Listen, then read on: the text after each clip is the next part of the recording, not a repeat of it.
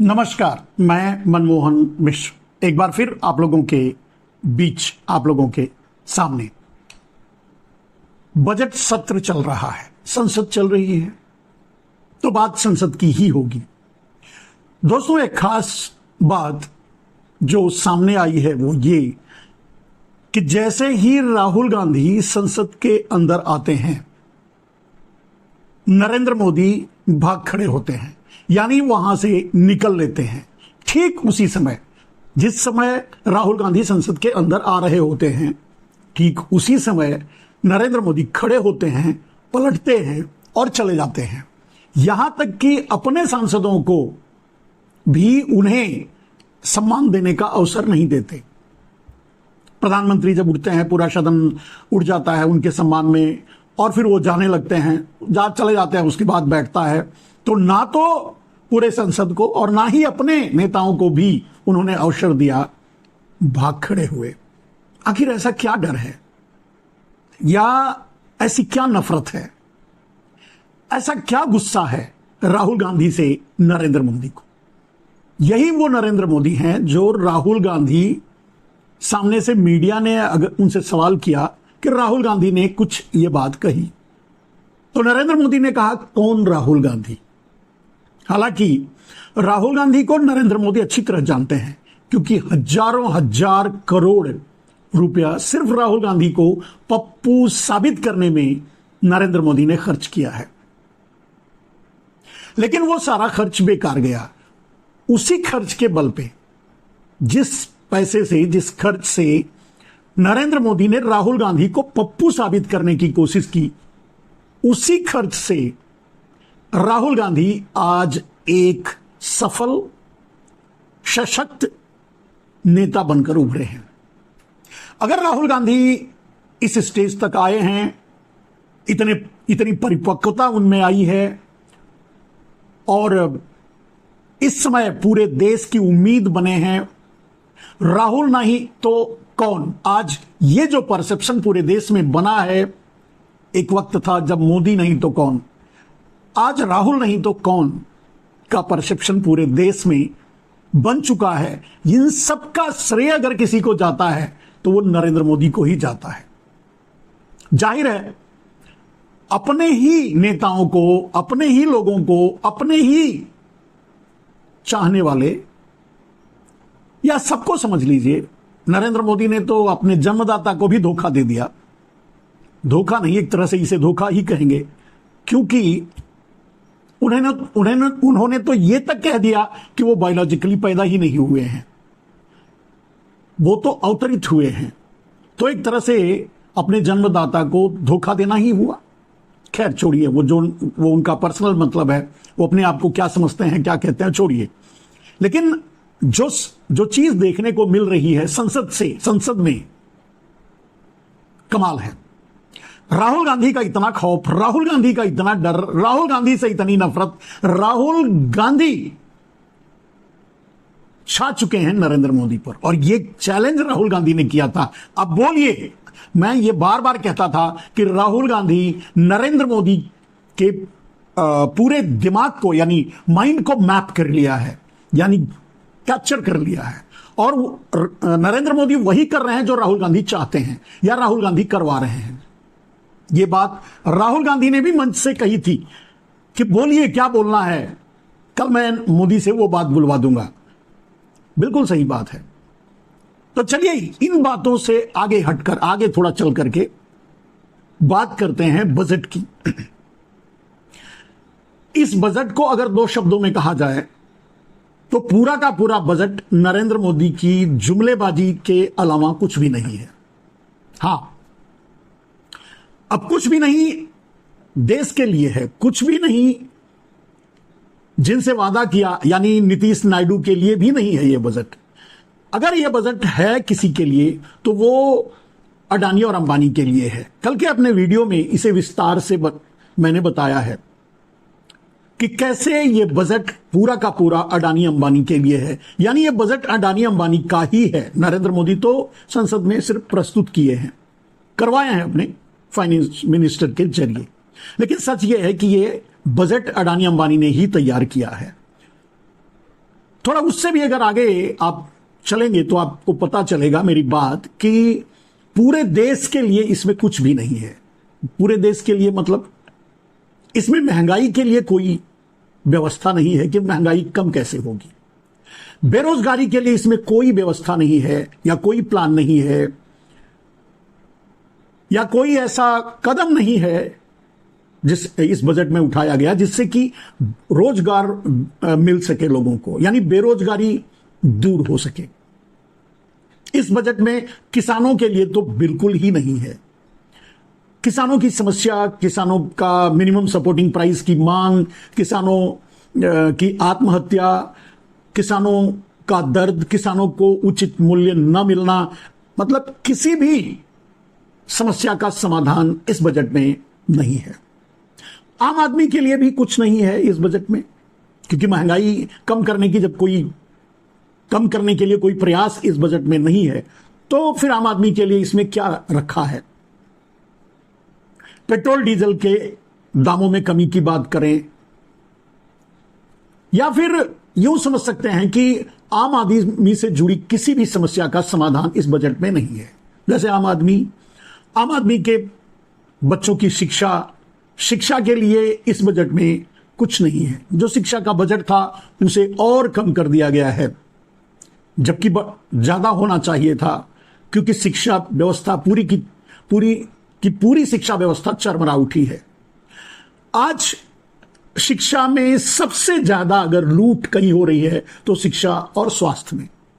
जिस तरह से शिक्षा में बजट में कोई प्रावधान नहीं है, जो था उसे भी कम कर दिया गया, उसी तरह से शिक्षा में भी और स्वास्थ्य में भी वही काम किया गया है। स्वास्थ्य के लिए भी आम आदमी के लिए कोई बजट नहीं है। अब स्वास्थ्य के लिए बजट नहीं है या कम किया गया है तो आप समझ सकते हैं, आपने देखा ही होगा कि पिछले 10 सालों में कैसे लोग मरे। 50 लाख मरे स्वास्थ्य की सुविधा के न होने के कारण, लेकिन उसमें कोई सुधार की गुंजाइश नहीं, उस पर कोई ध्यान नहीं, उसके लिए कोई प्रावधान नहीं। तो शिक्षा में जो लूट चल रही है, सबसे ज्यादा, मैंने कहा सबसे ज्यादा लूट शिक्षा और स्वास्थ्य में चल रही है, प्राइवेटाइजेशन के जरिए। प्राइवेट स्कूल अभिभावकों को लूट रहे हैं, ये कह सकते हैं कि गन पॉइंट पे लूट रहे हैं। उधर स्वास्थ्य का देखेंगे तो वहां भी अगर आप बीमार होकर चले जाएंगे तो आपके पास पैसा नहीं है तो आपकी मौत निश्चित है। कोई सुविधा उपलब्ध नहीं है आपके स्वास्थ्य से संबंधित। अगर आपके पास पैसा है तो सबसे ज्यादा लूट अगर कहीं मची हुई है तो हॉस्पिटलों में, अस्पतालों में, प्राइवेट अस्पतालों में। सरकारी अस्पताल बंद हो रहे हैं, खत्म हो रहे हैं, सामान नहीं है, दवाई नहीं है, डॉक्टर नहीं है, वो व्यवस्था आप देख रहे हैं, उसके लिए प्रावधान भी नहीं है। कहने का मतलब गरीबी, बेरोजगारी, महंगाई, भूखमरी, शिक्षा, स्वास्थ्य या आवासीय समस्याएं या मूलभूत जरूरतों के लिए जो इंसान को चाहिए, किसी में भी कहीं भी कोई प्रावधान या कोई रियायत या कोई राहत इस बजट में नहीं है। यानी आम आदमी के लिए बजट है ही नहीं। सबसे बड़ी बात कि जब नौकरी के लिए नहीं है, युवाओं को बेरोजगारी को लेकर के, मजदूरों को लेकर के, रोजगार को लेकर के कोई प्रावधान या कोई व्यवस्था इस बजट में नहीं है। तो ये आप 140 करोड़ देश की आम जनता के लिए ये बजट नहीं बना है। ठीक है, तो फिर बना किसके लिए है बजट? कल भी आपको बताया था कि टैक्सेशन के जरिए जो लूट, या जहां भी टैक्स बढ़ाया गया, या जहां जिन्हें भी टैक्स के दायरे में लाया गया, या जहां से भी टैक्स ये सरकार लेती है, यहां कुछ दे नहीं रही है आपको। देने का तो आपने देख लिया कि आपको कुछ नहीं मिलने वाला है और कुछ नहीं मिल रहा है। लेने के लिए बहुत से रास्ते हैं, डायरेक्ट और इनडायरेक्ट, डायरेक्ट टैक्स भी और इनडायरेक्ट टैक्स भी। इनडायरेक्ट टैक्स सामानों के जरिए जो वसूला जा रहा है वो उद्योगपति यानी अडानी अंबानी के लिए है, वो खा करके बैठ जा रहे हैं ना, तो सरकार तक पहुंच ही नहीं रहा है। जो डायरेक्ट टैक्स सरकार को मिल रहा है उसमें से भी मोदी यानी गुजरात के प्रधानमंत्री हैं वो, जूनागढ़ के प्रधानमंत्री, जूनागढ़ के राजा हैं, गुजरात के प्रधानमंत्री हैं। उनके परिवार में दो ही आदमी हैं, अडानी और अंबानी। अंबानी भी पीछे छूट गए हैं, अब तो उनको भी ढकेलने की कोशिश में लगे हैं, हालांकि बाहर से दिखावा कर रहे हैं। उनके परिवार में एक ही आदमी है, वो है अडानी। सब कुछ लूटकर अडानी को देना, वही काम कर रहे हैं। इस बजट में भी वही प्रावधान है, जो क्योंकि मैंने बता चुका हूं कि जब सब कुछ अडानी का है, एयरपोर्ट अडानी का है, पोर्ट अडानी का है, बिजनेस सारे अडानी के हैं, सरकारी संस्थाएं जो बिकी वो अडानी की हो गई, प्राइवेट संस्थाएं जो बिकी या जबरदस्ती छीनी गई वो अडानी को दे दिया गया। आज आपके घर में, आपके गांव में, आपके शहर में अगर नाली साफ करना है तो भी वो कॉन्ट्रैक्ट अडानी का है, मेट्रो बनाना है वो भी अडानी का है, रोड बनाना है वो भी अडानी का है, कुछ भी है सब कुछ अडानी का है। सब कॉन्ट्रैक्टर अगर कहीं कोई काम कर रहा है तो उसको देखकर भ्रम में न रहिए, वो सारा का सारा कॉन्ट्रैक्ट अडानी का है। देश की व्यवस्थाओं में, संस्थाओं में अगर कोई उच्च पदों पर, बड़े पदों पर आगे से नियुक्त किया गया, बैठाया गया, पहले तो किसी को कुछ मिला नहीं मिला तो वो भी सिर्फ गुजरातियों को या संघ के लोगों को दिया गया, वो भी संघ के लोगों को नाम मात्र सिर्फ गुजरातियों को दिया गया। आपने देखा बनारस में और अयोध्या में ये बहुत बड़ा मुद्दा बना कि वहां के साइकिल स्टैंड से लेकर के, वहां की जमीनों से लेकर के, वहां के पूरी व्यवस्था में सिर्फ और सिर्फ गुजराती व्यापार कर रहे हैं या उनको बेचा है। मैंने सोशल मीडिया से ही जाना, पहले इतना डीप तक समझ नहीं पाया था, लेकिन पिछले दिनों सोशल मीडिया से पता चला कि वहां छोटी छोटी नावों को बर्बाद करके, खत्म करके जो स्टीमरें चलाई गई वो गुजराती चला रहे हैं, या जहां जो छोटे मोटे काम या कॉन्ट्रैक्ट हो रहे हैं वो गुजराती कर रहे हैं। और सबसे बड़ा दुष्परिणाम क्या हो रहा है अडानी का होने के नाते या गुजराती माफियाओं का होने के नाते कि वो उसकी क्वालिटी नहीं है। आपने देखा अयोध्या का हाल, आपने देखा बनारस का हाल, आपने देखा उज्जैन मंदिर का हाल, आपने देखा जहां जो भी निर्माण हो रहा है वो ताश के पत्तों की तरह ढह जा रहा है, क्योंकि उसमें भ्रष्टाचार हुआ है, क्योंकि वो मोदी के अपने आदमियों ने किया है। तो कोई बोलने वाला नहीं, कोई सवाल उठाने वाला नहीं है। और बजट में इसी तरह के प्रावधान हैं। एक हो हल्ला बहुत तेजी से मचा हुआ है आंध्र प्रदेश और बिहार को लेकर के, कि बिहार को 59,000 करोड़ दिया गया, आंध्र प्रदेश को 15,000 करोड़ दिया गया। मेरे दोस्त, जबकि बिहार की मांग थी, बिहार के आम आदमी की मांग थी, बिहार के लोगों की मांग थी, बिहार के नेताओं की मांग थी, यहां तक कि नीतीश कुमार की शुरू से ही यही मांग रही है कि बिहार को स्पेशल स्टेटस दिया जाए, विशेष राज्य का दर्जा दिया जाए। विशेष राज्य का दर्जा एक संवैधानिक प्रावधान है, लेकिन विशेष पैकेज दिया गया, यानी फिर जुमलेबाजी। विशेष पैकेज का मतलब, जैसे नरेंद्र मोदी ने पहले अनाउंस किया था 1.25 लाख 1.5 लाख करोड़, सवा पैसा भी नहीं दिया, उसी तरह से ये विशेष पैकेज ऐसा ही है। भले ही लोगों को आज लग रहा है, लोग इस पर बात कर रहे हैं, लोगों को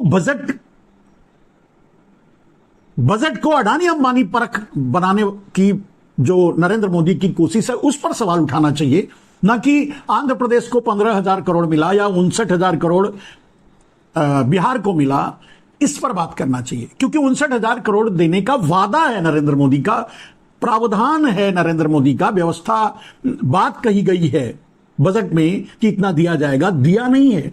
दिया तो अब एक समझिए, जो बजट के अनुसार निर्धारित है वो तमिलनाडु को उसका पैसा नहीं दे रहे हैं नरेंद्र मोदी, वो केरल को उसका पैसा नहीं दे रहे हैं, वो वेस्ट बंगाल को उसका पैसा नहीं दे रहे। जैसे जो योजनाएं चल रही हैं पहले से, जिनका देना, जैसे मनरेगा हुआ या इस तरह की जो व्यवस्थाएं हैं सब जगह, उन पर जो पैसा देना है बकाया, या टैक्सेशन जो वसूला जाता है उसमें से जो हिस्सा मिलना चाहिए, उस पैसे को नरेंद्र मोदी नहीं दे रहे हैं। तो बजट में बोल देने से कि 59,000 करोड़ देंगे, वो कहां से देंगे?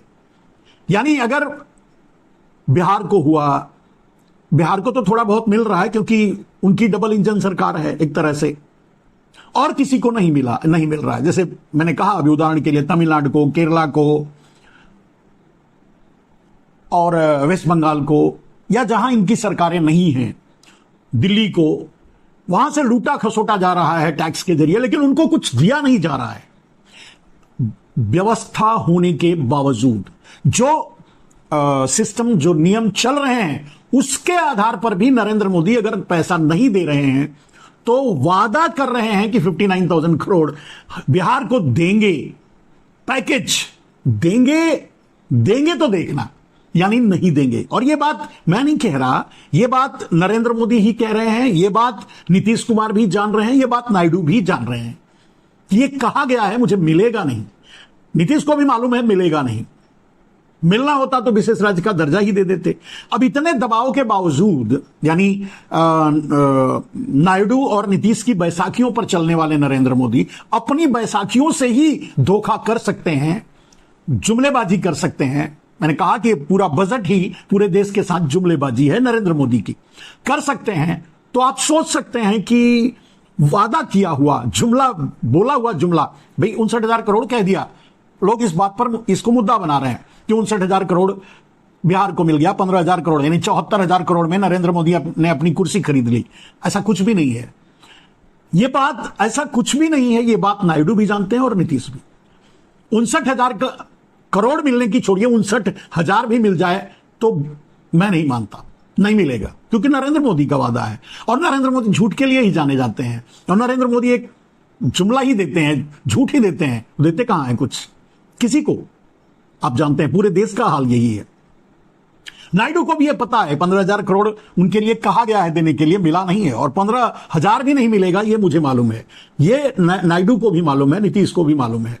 कहने का अर्थ यह है कि वो भी किसी न किसी कारण या अब झेप मिटा रहे हैं। यानी कहते हैं ना कि मतलब नरेंद्र मोदी ने तो जूता उठाकर नायडू और नीतीश को ठोक दिया, अब उसका जवाब सडन कैसे दें। अब उसके लिए सोचेंगे, प्लान करेंगे, देखेंगे क्या करेंगे, कैसे करेंगे। लेकिन यह निश्चित है कि नायडू और नीतीश बहुत जल्द मोदी को टाटा बाय बाय कहने वाले हैं, क्योंकि मोदी की जुमलेबाजी की चर्चा पूरी दुनिया में है। देश का बच्चा जानता है मोदी जुमलेबाज हैं, पूरी संसद जानती है, पूरी व्यवस्था जानती है, पूरा सिस्टम जानता है। और इसी का तो परिणाम है कि आज मोदी बैसाखियों पर है। अगर जुमलेबाज नहीं होते तो जब जानते हैं तो उन्हें पता है कि उन्हें कुछ नहीं मिलेगा, लेकिन अब करें तो क्या करें। बेशर्मी भरी हंसी हंस रहे हैं या समर्थन कर रहे हैं। बहुत जल्द ये दोनों नरेंद्र मोदी को टाटा बाय बाय करेंगे, और यह बात नरेंद्र मोदी को भी पता है। सबसे बड़ी बात जो मैं आज आपको बताऊंगा कि नरेंद्र मोदी ने जानबूझ करके स्पेशल स्टेटस का दर्जा बिहार को नहीं दिया। दे सकते थे। आप सोच रहे होंगे दे देते तो क्या होता, देने से भी क्या बिगड़ जाता, क्या होता। कोई ऐसी बात नहीं है, कानूनी कोई अड़चन नहीं है, कुछ भी नहीं है। एक नहीं दो राज्य, बिहार को भी उधर, आंध्रा को भी नया बना हुआ राज्य है, बट 2 भागों में बांटा हुआ है। तो कुछ भी कह करके उसको भी विशेष राज्य का दर्जा दे सकते थे अपनी कुर्सी बचाने के लिए, परमानेंटली। लेकिन एक बात जो लोगों को समझ में नहीं आ रही है, जिसे लोग आज अभी देख नहीं रहे हैं, मैंने आज यह मुद्दा क्यों उठाया कि Rahul in and Modi out.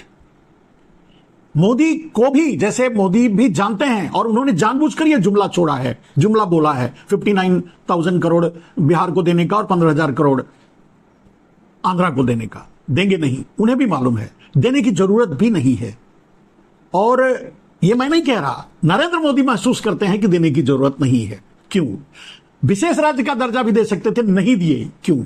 इस बात को आप समझिए। नरेंद्र मोदी आरएसएस से वादा कर चुके हैं कि वो 15 अगस्त के बाद कुर्सी छोड़ देंगे।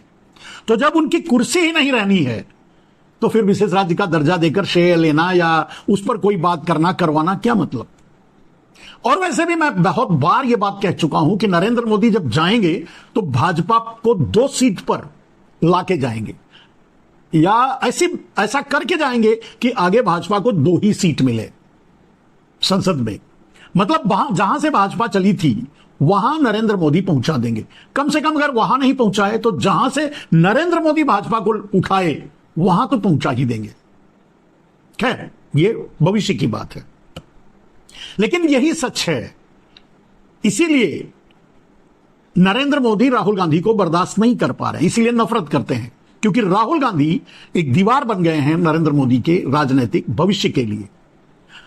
और अब उसकी काट, राहुल गांधी की काट नरेंद्र मोदी के पास नहीं है। मैंने कहा कि अब पूरे देश में यह मैसेज जा चुका है, एक परसेप्शन बन चुका है कि राहुल गांधी नहीं तो कौन। तो अब इसका जवाब नरेंद्र मोदी के पास नहीं है। इसीलिए आज संसद में अगर नरेंद्र मोदी ने नीतीश से धोखा किया, स्पेशल स्टेटस बिहार को नहीं दिया, क्यों? जानबूझकर नहीं दिया। नरेंद्र मोदी चाहते हैं कि नायडू और नीतीश दोनों समर्थन वापस ले लें और सरकार गिर जाए। नरेंद्र मोदी यह चाहते हैं, यह कहकर जाना चाहते हैं कि मैंने जो वादा किया था वो भी निभाने की कोशिश की, आरएसएस को बताना चाहते हैं। और देश में एक विक्टिम आप देखते हैं कि मतलब अभी संसद शुरू हुआ, बजट सत्र शुरू होने से पहले किस तरह से संसद के बाहर खड़े होकर नरेंद्र मोदी रो रहे थे। एक तरह से उसे रोना ही कहेंगे। जो काम कभी दूसरे के लिए कहा करते थे नरेंद्र मोदी, उसी संसद के बाहर खड़े होकर के कि रोना धोना तो आप लोगों का लगा रहेगा, रोते गाते रहिए, वही बात खुद संसद के बाहर खड़े होकर रोना धोना शुरू कर दिया नरेंद्र मोदी ने इस बजट सत्र से पहले। नरेंद्र मोदी को पता है कि ये बजट सत्र और ये संसद में मेरा आना जाना अंतिम है, इसके बाद कुछ भी नहीं होने वाला है, कुछ भी बदलने वाला नहीं है। उनका जाना यानी नरेंद्र मोदी का जाना तय है। इसीलिए राहुल गांधी के आने पर नरेंद्र मोदी उठकर चले गए। ये एक संकेत है कि नरेंद्र मोदी जा रहे हैं और वो जाने के लिए अपने आप को तैयार कर लिया है। वो नहीं चाहते कि वो खुद रिजाइन करें, खुद को मार्गदर्शक मंडल में डालें, आरएसएस के सामने झुकें। वो चाहते हैं कि नीतीश और नायडू हमारी सरकार गिरा दे, यानी नरेंद्र मोदी चाहते हैं कि नीतीश और नायडू समर्थन वापस ले लें। और उन्हें पता है कि अगर नीतीश नायडू समर्थन वापस लेंगे तो अगली सरकार इंडिया गठबंधन की बनेगी। फिर से भारतीय जनता पार्टी की सरकार बननी नहीं है, चाहे कोई भी कोशिश कर ले। आरएसएस भी इस बात के लिए तैयार है। नरेंद्र मोदी भी अब इस बात की तैयारी कर चुके हैं, क्योंकि अगर वो चाहते तो इस समय क्यों अपने वादे के अनुसार मार्गदर्शक मंडल में भी जा सकते थे, 15 अगस्त का भाषण भी दे सकते थे, नीतीश को बिहार को स्पेशल स्टेटस दे करके, विशेष राज्य का दर्जा देकर के उन्हें भी अपने पाले में रख सकते थे। नायडू तो इस तरह के जुमलेबाजी से उनके साथ रह भी सकते थे। सब कुछ सही तरीके से कर सकते थे नरेंद्र मोदी, लेकिन नरेंद्र मोदी का कैरेक्टर ये नहीं है। नरेंद्र मोदी को अगर आप समझना चाहते हैं तो बचपन में कहते हैं ना कि न खेलब न खेलवे दे, न खेलब न खेले दे, खेलवे बिगाड़ब। अगर मैं नहीं तो कोई कुछ नहीं। कभी कभी देखा होगा आप बचपन में जब खेलते रहे होंगे तो कोई लड़का होता है जो जब खेल उसके कंट्रोल से बाहर जाता है तो बिगाड़ के चला जाता है। यही नरेंद्र मोदी है। आज इस तरह से सरकार को भी इस स्थिति पर लाना चाहते हैं कि नीतीश और नायडू अपना समर्थन वापस ले लें और सरकार गिर जाए और फिर से भारतीय जनता पार्टी की सरकार ना बने। ठीक है, एकदम क्लियर कट। नरेंद्र मोदी को पता है कि अब उन्हें चांस मिलने वाला नहीं है, अब वो प्रधानमंत्री नहीं रह पाएंगे। आगे उधर आरएसएस का दबाव और इधर नीतीश और नायडू पर नरेंद्र मोदी भी भरोसा नहीं करते। उन्हें भी विश्वास नहीं है कि नीतीश और नायडू अंत तक उनके साथ 5 साल उनके साथ रहेंगे, क्योंकि नरेंद्र मोदी उस कैरेक्टर के ही नहीं हैं। कहने का मतलब अब वो पूरी तरह से अपने आप को तैयार कर चुके हैं सरकार गिराने के लिए। नरेंद्र मोदी खुद प्रयासरत हैं, खुद कोशिश में लगे हुए हैं और इसीलिए नीतीश माने बिहार को स्पेशल स्टेटस का दर्जा न दे करके नीतीश को चिढ़ाना या फिर जुमलेबाजी करना, यानी 59,000 करोड़ दे देंगे, उधर नायडू को 15,000 करोड़ का यह वादा दोनों को पता है और नीतीश को तो पता ही है कि 1.25 लाख करोड़ का वादा किए थे, 1.25 पैसा नहीं दिए। तो ये अच्छी तरह जानते हैं कि बजट में प्रावधान है, बना रहे हैं, वादा कर रहे हैं, जुमलेबाजी कर रहे हैं, देंगे नहीं। और इसीलिए वो नीतीश और नायडू भी सरकार गिराने की तैयारी में लगे हुए हैं। और नरेंद्र मोदी भी चाहते हैं कि नीतीश और नायडू समर्थन वापस ले लें, सरकार गिर जाए, फिर से बीजेपी की सरकार ना बने, यानी मैं नहीं प्रधानमंत्री तो बीजेपी की सरकार भी नहीं। ये नरेंद्र मोदी की कोशिश है और यही कोशिश आपके सामने बजट के द्वारा भी दिखाई दे रहा है। उन्होंने आम आदमी के लिए कुछ नहीं किया, जानबूझकर नहीं किया। उन्होंने अडानी अंबानी परख बजट बनाया, जानबूझकर यह बनाया कि ठीक है, तुमने हमें पूरा समर्थन नहीं दिया, पूर्ण बहुमत नहीं दिया, सरकार चलाने नहीं दिया, तो भाड़ में जाओ, अब हम वही करेंगे जो। और नरेंद्र मोदी इसी कैरेक्टर के हैं। मैंने कहा, बार बार ये बात दोहरा रहा हूं कि नरेंद्र मोदी ऐसे ही हैं।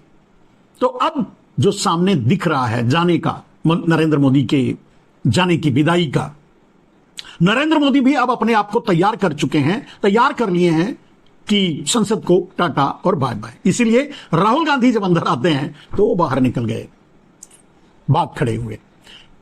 लेकिन आपने देखा संसद का माहौल भी बदल चुका है, हमारे ओम बिरला भी बदल चुके हैं।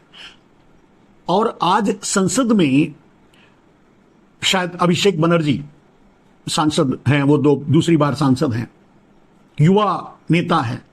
उन्होंने जिस तरह से नरेंद्र मोदी को बेइज्जत किया, धोया, और सिर्फ नरेंद्र मोदी को नहीं, पूरी बीजेपी को, पूरे यहां तक कि ओम बिरला को भी, आज की वो कार्रवाई जब आप देखेंगे तो आपको समझ में आएगा कि बदलाव तो हुआ है। संसद भी बदली है, मोदी भी बदले हैं, बिरला भी बदले हैं, विपक्ष भी बदला है, देश भी बदला है, सब कुछ बदला बदला सा है। हां, नरेंद्र मोदी का स्टाइल और नरेंद्र मोदी की धोखेबाजी आज भी नहीं बदली है। किसानों को आज भी संसद में घुसने नहीं देना चाहते। राहुल गांधी ने किसानों को मिलने के लिए बुलाया था, उन्हें अंदर आने नहीं देना चाहते थे। अवाल बवाल हुआ, राहुल गांधी अब पीछे हटने वाले हैं नहीं, तो आखिरकार मानना पड़ा और राहुल गांधी से किसान मुलाकात किए। किसानों के साथ हमेशा नरेंद्र मोदी ने धोखा किया है। किसान भी अब तैयारी कर रहे हैं फिर से दिल्ली घेरने की, आपको पता ही होगा। राहुल गांधी तैयारी कर रहे हैं फिर से एक भारत जोड़ो यात्रा निकालने की। ये सारी परिस्थितियां ये बता रही हैं, ये सारी तैयारियां ये बता रही हैं कि नरेंद्र मोदी की राजनीति के लिए अब देश में जगह नहीं बची है। इसलिए नरेंद्र मोदी खुद को तैयार कर चुके हैं जाने के लिए।